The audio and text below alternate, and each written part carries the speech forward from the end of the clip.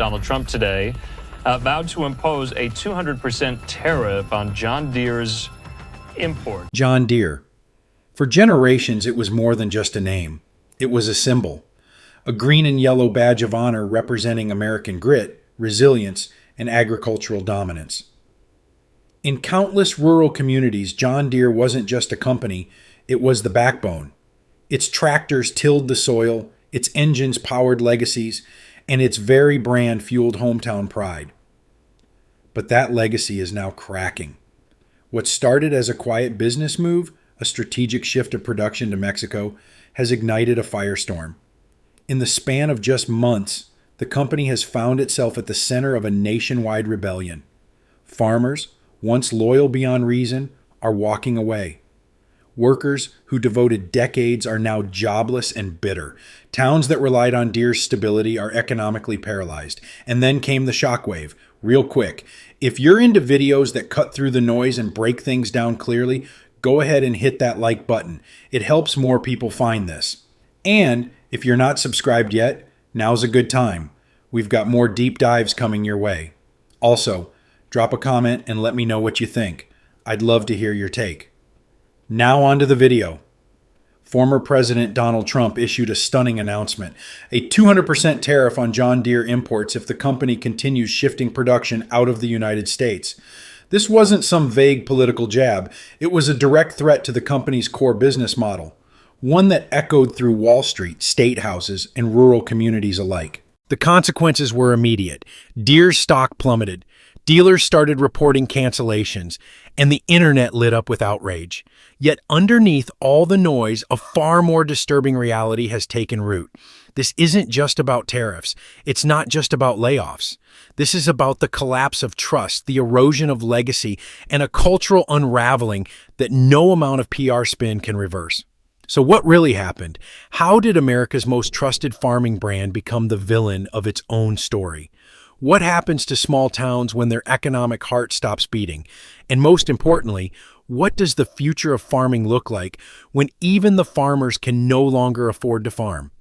In this video, we dig deep into the unraveling of John Deere's empire, from factory shutdowns to software wars, trade disputes to political showdowns, automation to cultural extinction. We're not just reporting the headlines, we're unpacking the collapse of an entire way of life. Because this isn't just the story of one company, it's the story of modern America. It began with a podium in Iowa and a mic drop heard around the world. Donald Trump, never one to hold back, looked straight into the cameras and issued a threat that sent shockwaves through corporate boardrooms and rural towns alike. If John Deere moves more production to Mexico, we're putting a 200% tariff on everything they try to sell back into the United States. That wasn't just political theater, it was an ultimatum. Earlier that month, John Deere had quietly announced that specific product lines, particularly its fast-growing compact loaders and skid steers, would no longer be manufactured in the American Midwest. Instead, they would be assembled in a brand new $55 million facility south of the border. Deere called it a strategic move to improve logistics and reduce costs.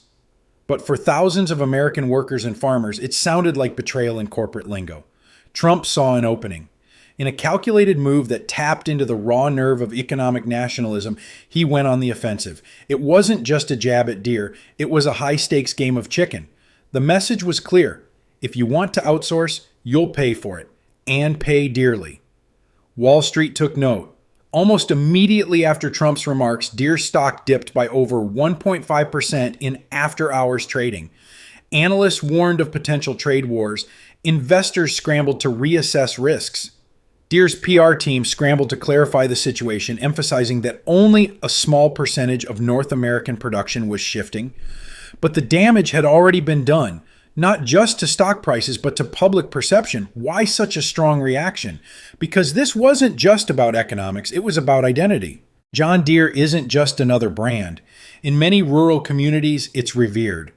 The company has long marketed itself as American-made, American-trusted, and American-proud.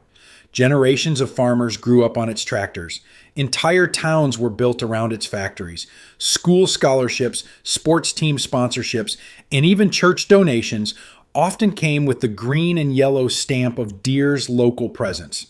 So when the company made a move that suggested it was now prioritizing cheaper labor overseas, that identity fractured, and Trump knew exactly how to tap into the resentment brewing in those heartland towns. This wasn't his first time playing economic hardball.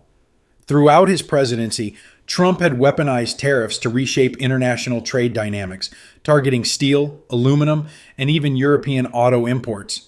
He knew that the mere mention of tariffs could move markets and send corporations scrambling. But John Deere was different. This was sacred territory, and that's exactly why the threat hit so hard.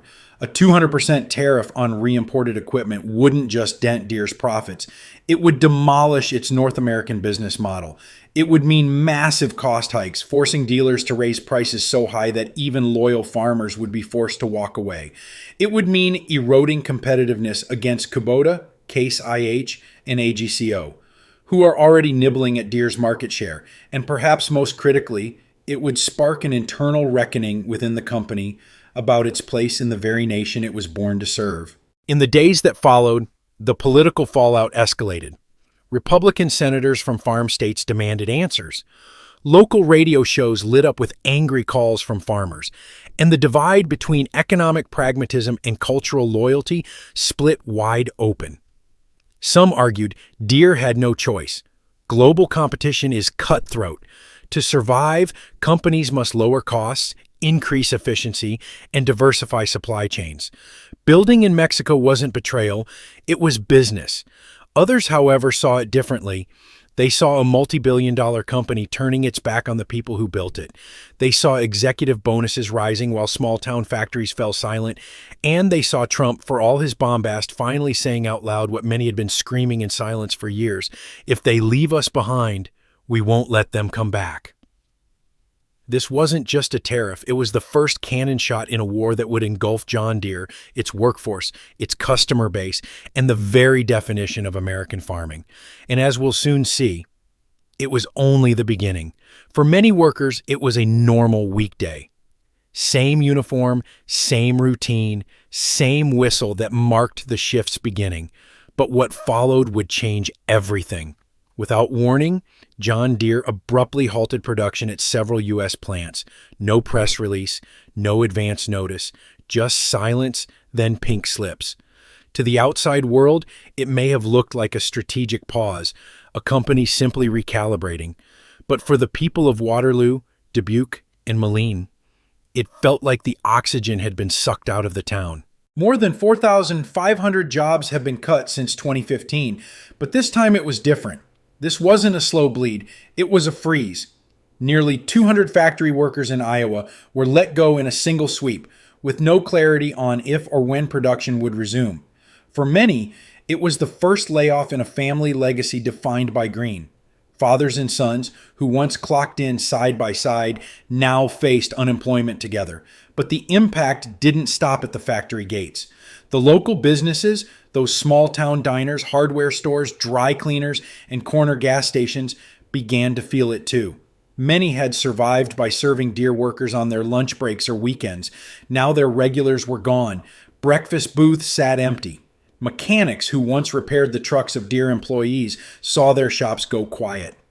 A domino effect was underway, and it didn't just collapse sales, it shattered spirits. This wasn't just economic loss, it was cultural rupture. In places like Waterloo, John Deere wasn't a company, it was a way of life. Entire communities were woven around the hum of assembly lines and the rhythm of manufacturing shifts. Friday night football games, Sunday service offerings, 4th of July parades, all were indirectly powered by paychecks with the Deere logo. When those stopped, it felt like someone had cut the power to the entire town. And in that vacuum, emotions turned dark. Uncertainty gave way to resentment. Workers who had once worn their company shirts with pride now questioned every loyalty. And that resentment didn't remain confined to living rooms. It began to organize. Community Facebook groups lit up with calls for protest. Union halls filled with not just workers, but their families pleading for answers. The conversation had shifted from, "How do we get through this?" to, "Why are we being abandoned?" And just as quickly as the production froze, something else began to thaw. Decades of brand loyalty. John Deere's decades-long image as America's agricultural backbone was beginning to crack. And the cracks were spreading far beyond the towns where factories sat silent. Because while the machine stopped, another machine, the political and social backlash, was just starting to grind into gear. While layoffs cut deep, they weren't the first wound. That came years earlier, through something far more subtle, but equally infuriating, a locked hood. For generations, farmers were proud fixers. A busted belt, a failing hose, a sensor glitch, these were just another part of the job. You got your hands dirty, you made the repair, and you moved on. It was part of the farmer's DNA. Independence, self-reliance, ingenuity. But somewhere along the line, John Deere took that away. It wasn't just a policy change, it was a philosophical shift. And it lit a fire under the farming community. The right to repair movement exploded across the Midwest. It wasn't just about fixing tractors, it became a symbolic fight over freedom and control. Farmers began showing up at state houses, organizing petitions, and testifying before legislative committees. It was David versus Goliath, wrench versus algorithm.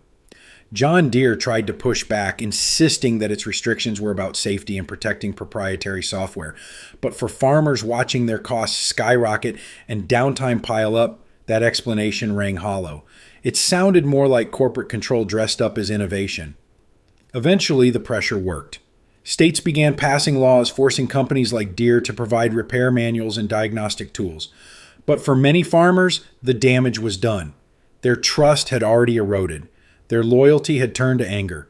And once that switch flipped, it didn't flip back. More importantly, this created a window for competitors. Kubota, AGCO, and Case IH weren't just competing on horsepower anymore. They were offering something Deere couldn't. Freedom. Freedom to fix. Freedom to choose. Freedom to farm without a tech leash. And that message resonated. Sales surged. Dealerships that once only stocked green began to diversify. And many farmers made the unthinkable choice to walk away from the brand they'd grown up with. The tractors may have had horsepower, but the farmers had power too. And for the first time in decades, they were willing to use it. By the time the outrage over repair restrictions reached a boiling point, John Deere was already planning its next move, and this one would hit even harder. In the summer of 2023, the company announced what it called a restructuring initiative. Buried within the corporate lingo was a stark truth. John Deere was moving major segments of its manufacturing to Mexico. And this wasn't a pilot project. It was already happening. A $55 million investment had secured a new facility south of the border. Contracts were signed. Machinery was being shipped. Engineers were on site. Deere didn't just talk about decentralizing. It was executing the plan with speed and precision. Why Mexico? The answer was cold and corporate. Labor costs were roughly 70% lower. Supply chains were shorter for exports to Latin America. Port logistics were faster. And most importantly, Mexico offered insulation from the volatile political and labor climate brewing in the U.S. For Deere's executives, it was strategic flexibility. For American workers, it was abandonment wrapped in a necktie. The company insisted that only smaller equipment lines like skid steers and compact loaders would be built in Mexico, while large tractors and combines would stay in Iowa and Illinois. But few bought the reassurance. Workers remembered the same promises made during previous layoffs. Farmers saw the writing on the wall. This wasn't just outsourcing. It was a calculated retreat, and it didn't go unnoticed. Within days of the announcement, protesters showed up outside factories and dealerships holding signs reading, "Made in America or not at all," and "You left us first." Local politicians scrambled to respond. National media caught wind. The headlines began asking, is America's most iconic farming brand still American? But perhaps the most dangerous consequence wasn't on the assembly line or in the headlines. It was in the hearts of the people who once swore allegiance to Deere, because when your company leaves, your loyalty doesn't stay. What began as a freeze was starting to look a lot more like a farewell. It didn't take long after Trump's 200% tariff threat for the political storm to erupt. Cable news channels jumped on the story. One side portrayed Trump as the savior of American jobs, standing up to a corporation that had turned its back on the working class. The other warned of a dangerous escalation, a move that could trigger a wider trade war, raise prices for consumers, and destabilize the agricultural economy even further. But while Washington argued over economic policy, something deeper was happening in the heartland. In towns across Iowa, Nebraska, and Illinois, a cultural war was unfolding. Not the kind defined by slogans or political parties, but one forged through betrayal, loss, and raw emotion. Because in these communities, John Deere wasn't just a tractor brand, it was part of the family. And now, it was family that had walked out the door. Local town halls turned into war zones, figuratively, and at times, nearly literally. Farmers packed community centers with handmade signs. Built here or bought nowhere, one read. You left, we won't forget, said another. Some shouted, some cried, and others, still wearing faded John Deere hats, quietly tossed them aside as speakers shared their stories. Farmers who had used nothing but green equipment for 30 years were now placing orders with Kubota and a GCO. Some even rolled in with their brand new Case IH machines to the protests as a symbol of defiance. It wasn't about preference anymore. It was about protest. And it didn't stop at the farm gates. Dealerships that had operated for decades as local institutions suddenly found themselves caught in the crossfire. Orders were canceled. Lot traffic slowed to a trickle. In some cases, protesters picketed right outside their doors, not because of something the local dealers had done, but because they represented the brand that was now viewed as traitorous. The shift wasn't just economic, it was emotional, generational. For years, loyalty to John Deere had been passed down like heirlooms. Fathers told sons which wrench to use on which bolt. Grandfathers recalled the first tractor they drove and how they rebuilt its engine in a barn. That loyalty used to be unbreakable. But all it took was one decision. One plant moved to Mexico, one hood locked shut, one pink slip to break a bond that had taken a century to build. And as the cultural fabric began to tear, political leaders found themselves on uncertain ground. Republican lawmakers in farm states demanded accountability. The House Agriculture Committee began circulating internal memos discussing the possibility of federal hearings. Some floated the idea of reviewing John Deere's federal contracts. Behind closed doors, Deere lobbyists scrambled, flooding Capitol Hill with briefings and reassurances that the situation was being blown out of proportion. But the damage was spreading faster than any talking point could contain. What was once a simmering frustration had exploded into something no PR strategy could reverse. It wasn't just that Deere had made unpopular decisions, it was that it had made those decisions without asking the people who had always stood by them. This wasn't just about tractors, it was about pride, place, and the painful realization that even the most iconic American companies could turn their backs on the very communities that built them. While the United States was embroiled in a debate over tariffs, loyalty, and labor, another player quietly advanced on the global chessboard: China. For decades, American agricultural companies like John Deere had enjoyed near total dominance across the global farming equipment market. From sub-Saharan Africa to Latin America, Deere's name commanded respect. Its green and yellow machines symbolized quality, durability, and prestige. But the world was changing. While Deere was freezing production and fighting with its own customer base, Chinese companies were executing a long-term plan that had been years in the making. Government-backed firms like Zoomlion, YTO Group, and Photon Laval were aggressively expanding their global footprint, offering machines that were good enough at half the cost. Their strategy wasn't flashy, it was efficient. These companies understood something fundamental. Most farmers around the world didn't need cutting-edge autonomous AI tractors. They needed basic, durable, reliable machines. Machines they could afford, maintain, and repair without a team of engineers. So that's what they delivered. And it worked. In Africa, governments began awarding Chinese manufacturers large-scale equipment contracts for national food security programs. In Eastern Europe, price-sensitive farmers turned away from expensive Western imports and embraced value-based alternatives. In Latin America, Chinese brands piggybacked on China's trade relationships under the Belt and Road Initiative, using freight advantages and soft loans to dominate the supply chains. Suddenly, Deere's dominance wasn't just being questioned, it was being replaced. The consequences weren't limited to market share. In some regions, Deere dealerships found themselves forced to lower prices just to stay competitive, cutting into already thin margins. In others, they were squeezed out entirely. Meanwhile, Zoomlion and YTO quietly began exporting not just machines but influence, tying their products to Chinese-funded infrastructure projects, agricultural aid packages, and political alliances. The playbook was simple. While Deere focused on maximizing shareholder value and restructuring supply chains, China focused on winning markets. And in that race, speed, cost, and loyalty all mattered. But perhaps most damning for Deere was this. While Chinese brands were opening doors, Deere was closing them. Locked down software, exclusive diagnostics, high-end machines unaffordable to developing nations, repair policies that alienated both first-time buyers and seasoned farmers, all while Chinese machines remained open, accessible, and increasingly reliable. Industry analysts began to take notice. Reports emerged showing Deere's international penetration declining, especially in non-core markets. In some regions, made in China was no longer a punchline. It was a perfectly acceptable option. For a company that once symbolized American industrial might, it was a stunning reversal.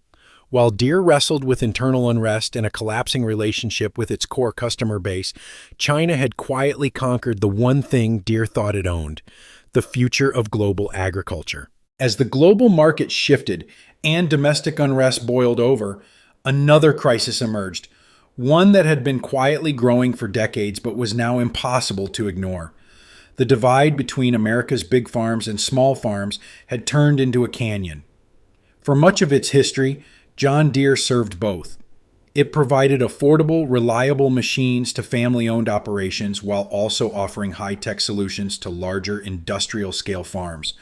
But somewhere along the line, that balance disappeared. Today, the company's strategy is crystal clear: serve the top 10% and let the rest figure it out. That shift is best seen in Deere's new lineup of high-tech equipment. We're talking AI-guided tractors, satellite-linked precision farming systems, drone-based sprayers, and machines that collect millions of data points per acre. These innovations are impressive, no doubt, but they come with a price tag that most small farmers can't touch. It's not just the upfront cost.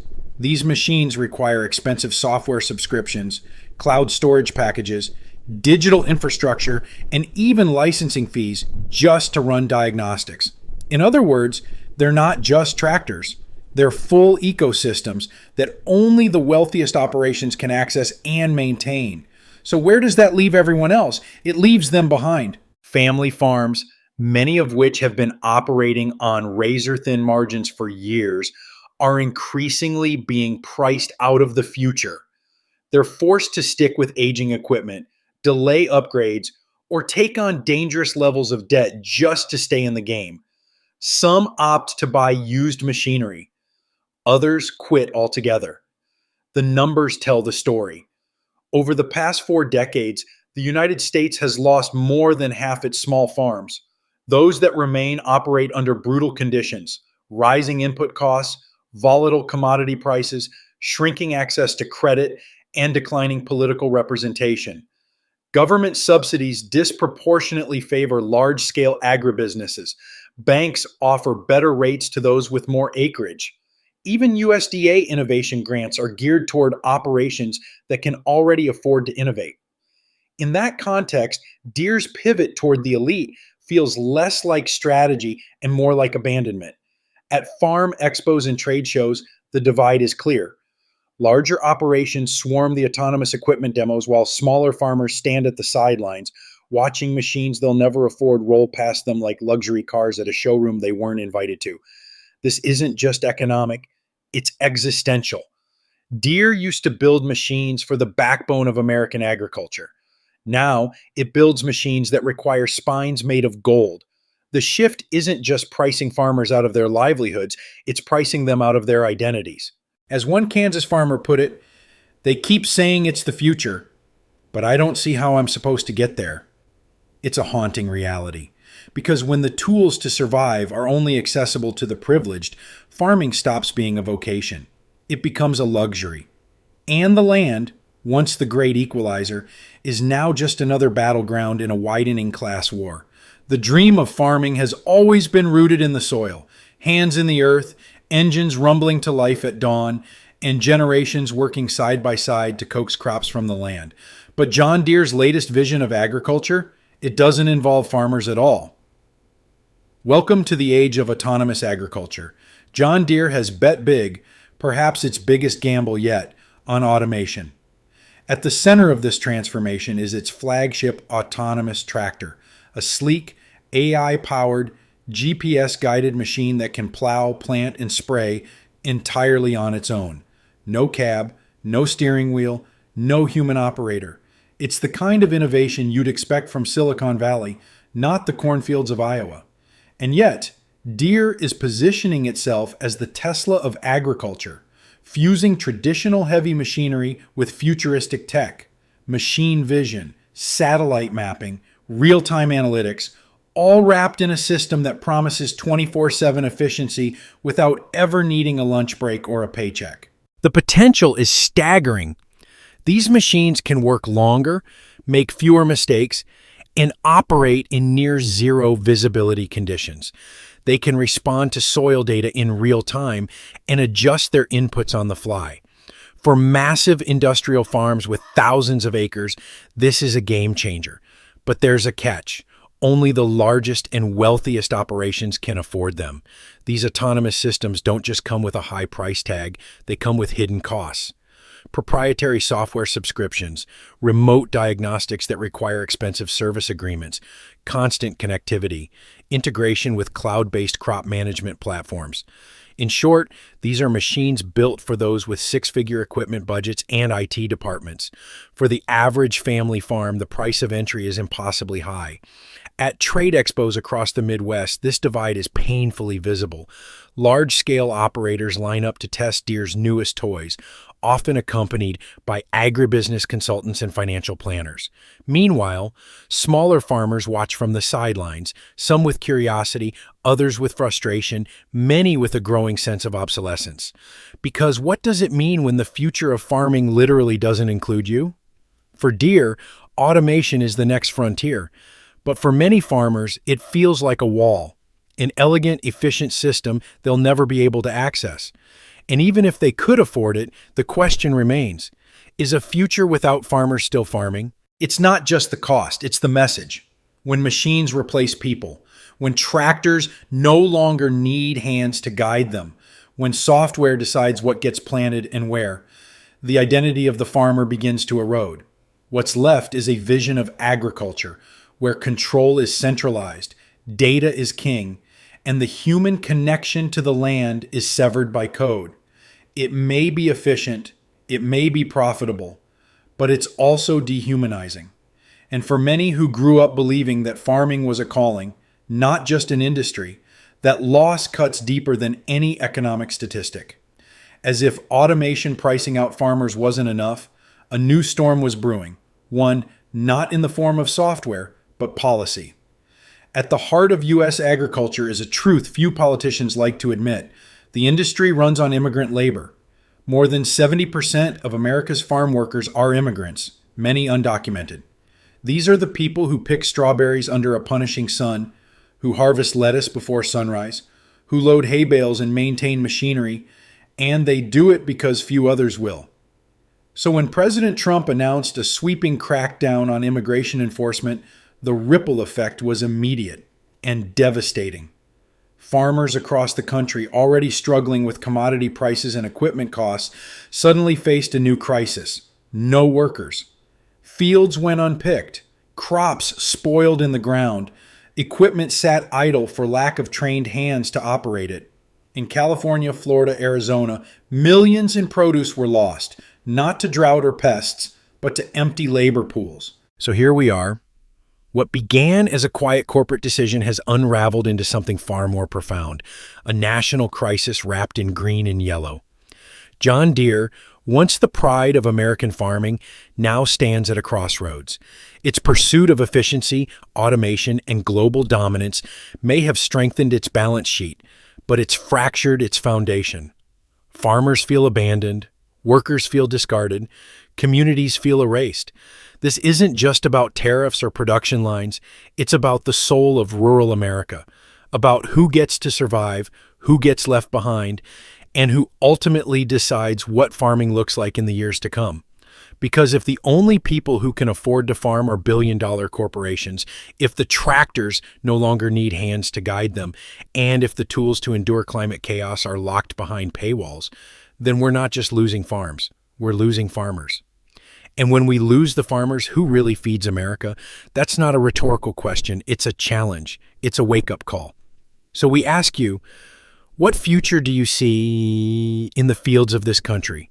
One run by algorithms and conglomerates, or one that still leaves room for the people who've worked the land for generations? Once again, thanks for watching this video. If you got something out of this, hit that like button and make sure you're subscribed so you don't miss the next one. And hey, let me know your thoughts in the comments. Agree, disagree, or something in between. I'd love to hear it.